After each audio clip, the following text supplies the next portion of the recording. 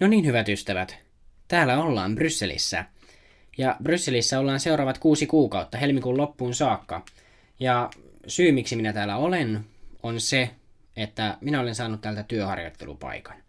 Ja mun työharjoittelupaikka on Euroopan parlamentissa.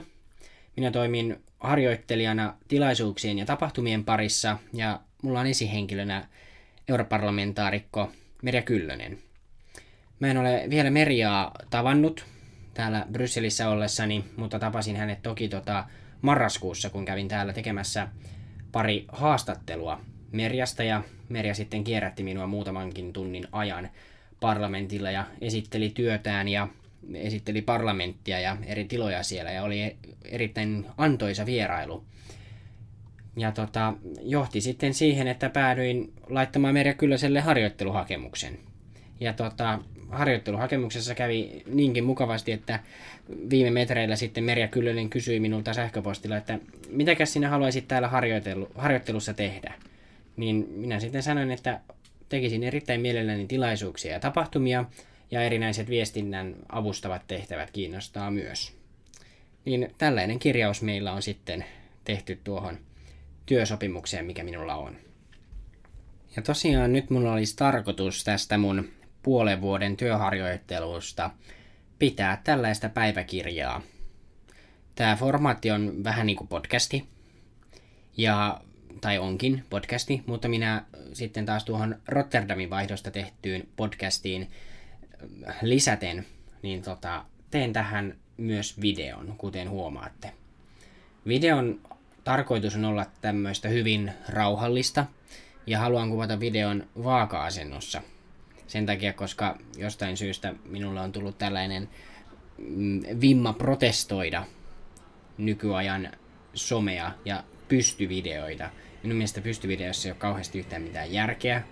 Niistä jää niin kuin valtavasti asiaa aina videon ulkopuolelle, varsinkin jos mäkin tykkään paljon videoista, missä näkyy paljon asioita, että näkyy muutakin kuin semmoinen puolikuva ihmisestä, joka puhuu. Niin että näkyy vähän maisemaa, minkälaista ympäristöä minä täällä tarkkailen ja minkälaisessa ympäristössä minä täällä elelen. Niin sen takia tällainen rauhallinen vaakavideoformaatti, johon minä sitten sepustan arkeani ja elämääni täällä Brysselissä päälle. Mun matka Brysseliin alkoi sunnuntaina 31.8. ja lähdin matkaan Toijalasta tietenkin junalla.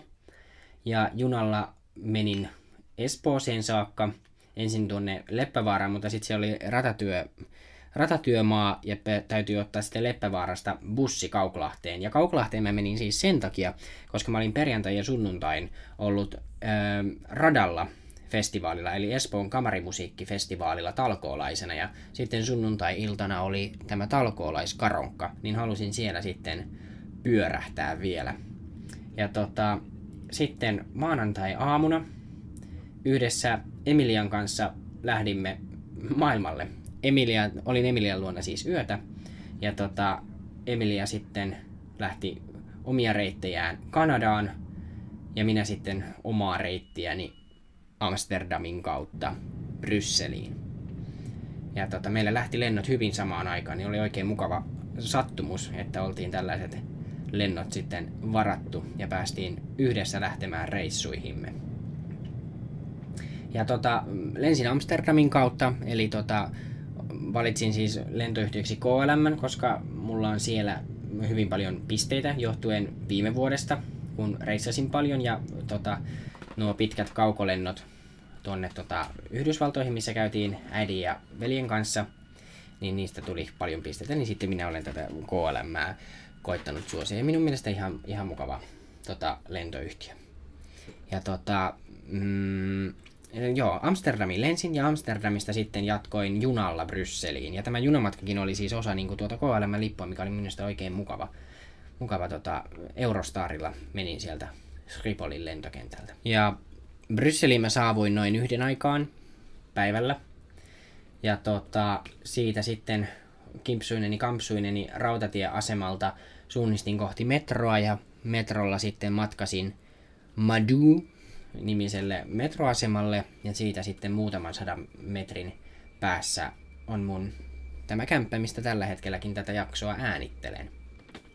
Kävin aluksi heittämässä siis kämpilleni kaikki tavarat, matkalaukut, mitä mulla oli matkassa, ja siitä oli tarkoitus sitten rientää Europarlamentille tapaamaan minun ensimmäistä kollegaani, taikka työkaveria oikeastaan. Mukavampi nimi sanoa työkaveri, kuvaa hyvin sitä henkeä, mikä tässä nyt on ensimmäisten päivien aikana tästä työyhteisöstä välittynyt. Että hyvin, hyvin kaverillinen ja rento meininki meillä tuolla Merian toimistossa. Mutta asiat ei mennyt ihan niin kuin suunnittelin niiden menevän, että tarkoitus oli tietysti käydä niin kuin heittämässä vähän tavaroita kotioon ja sitten lähteä heti noutamaan kulkulätkää ja tutustumaan paikkoihin iltapäivän aikana. Mutta sitten täällä oli siis lämmin. Brysselissä oli hyvin lämmin.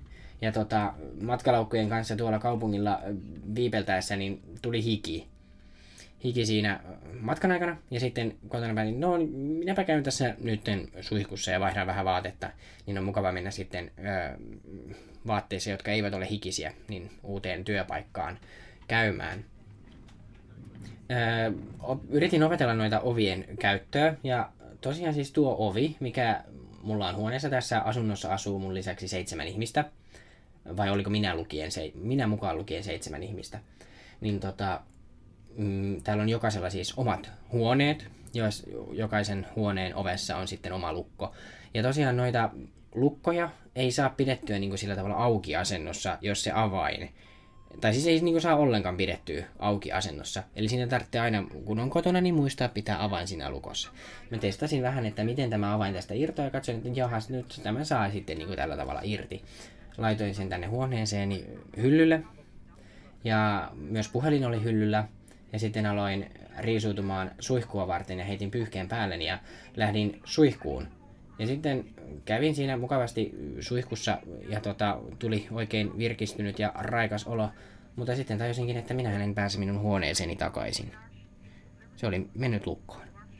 Ja puhelin, avain, kaikki vaatteet olivat täällä huoneessa ja minulla oli ainoastaan päälläni pyyhe. Tämmöistä tilannetta nyt ei ihan hirveän usein ole käynyt. Niin tuli tämmöinen pieni niin kuin vaihtoehtoinen stressitila siitä, että stressaanko nyt tätä, että miten selviän tästä tilanteesta, vai stressaanko sitä, että työt alkaa ihan kohta.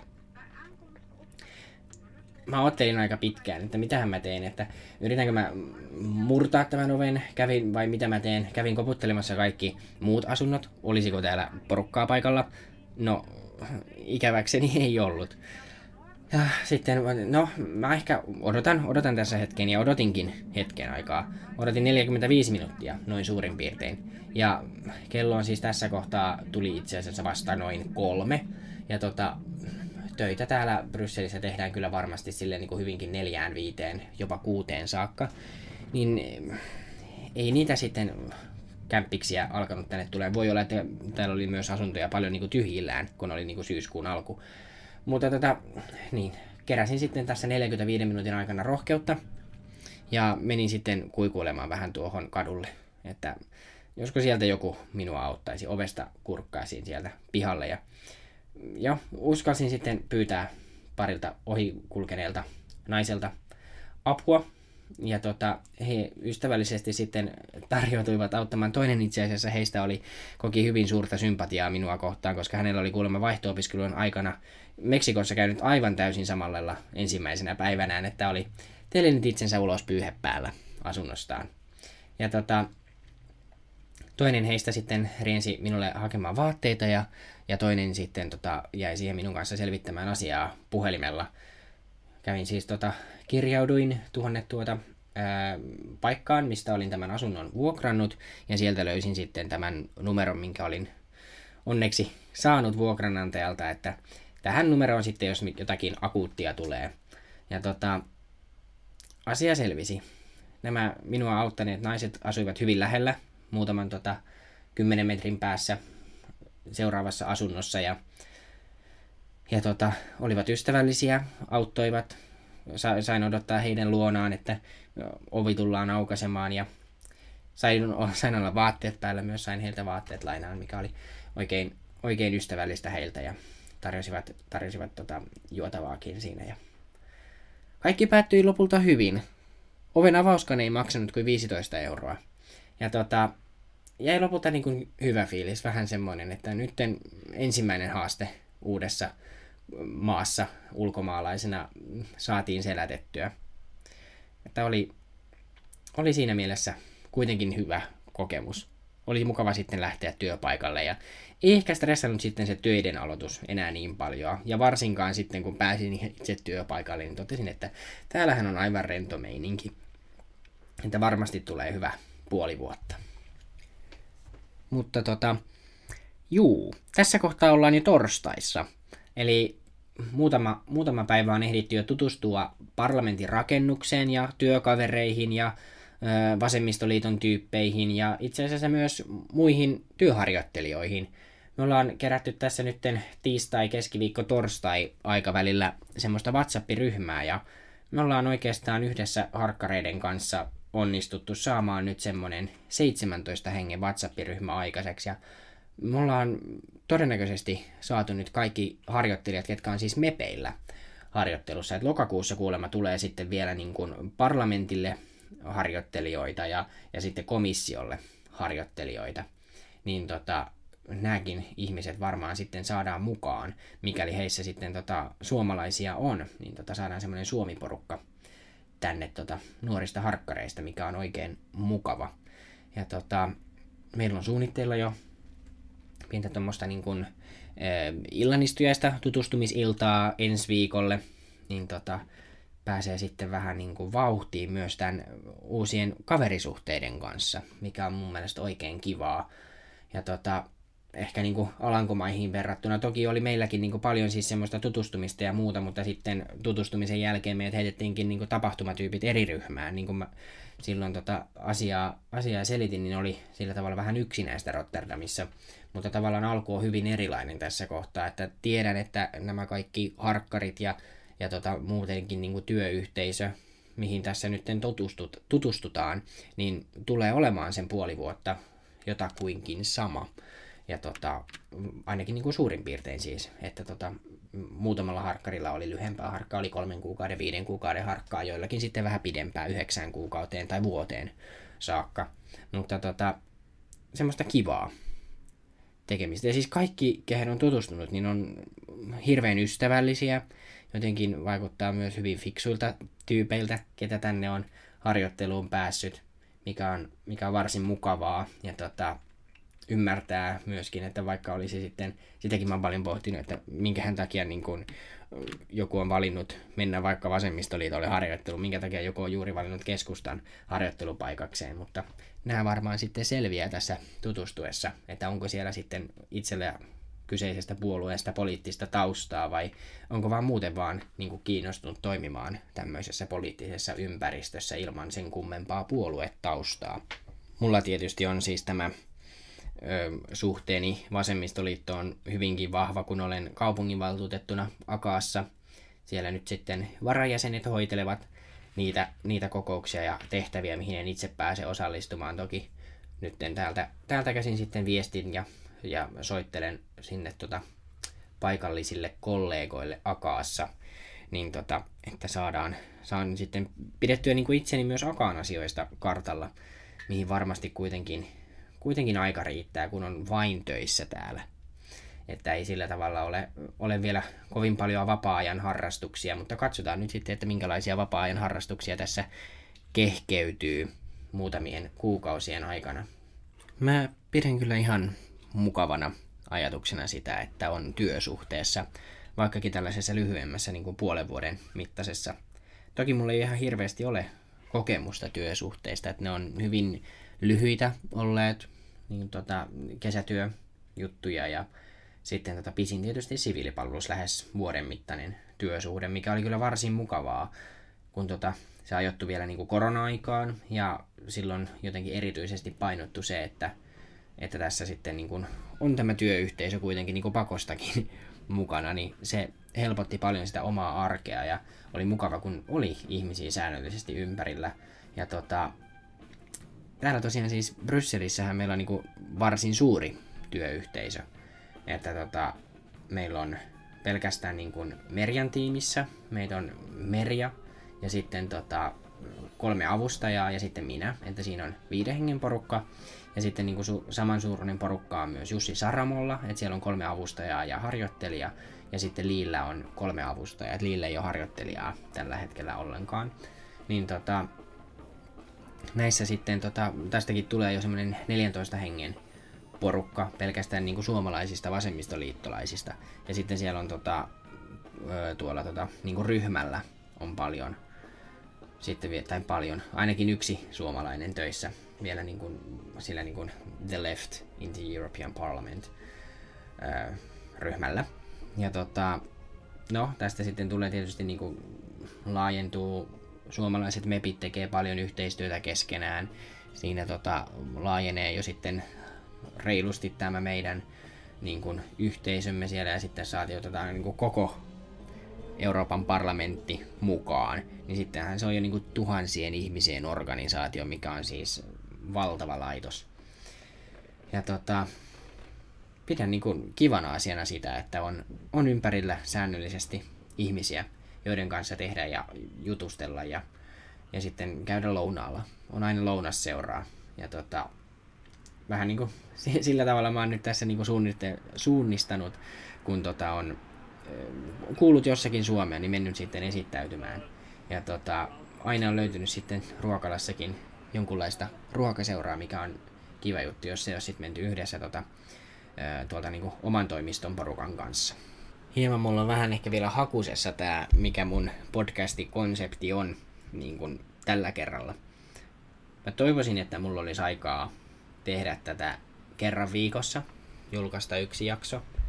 Katsotaan, pystynkö minä sellaista toteuttamaan. Toivottavasti pystyn, tää on ihan mukavaa höpötellä. Toki nyt ei ole sitä tarvetta, että ei saisi niinku suomea puhua, mikä oli sitten taas Rotterdamissa, että puhuin kovin mielelläni suomeksi, höpöttelin, kun sitä suomea ei kauheasti muuten arjessa saanut käyttää, mutta nyt se on toki niin kuin työkielenä.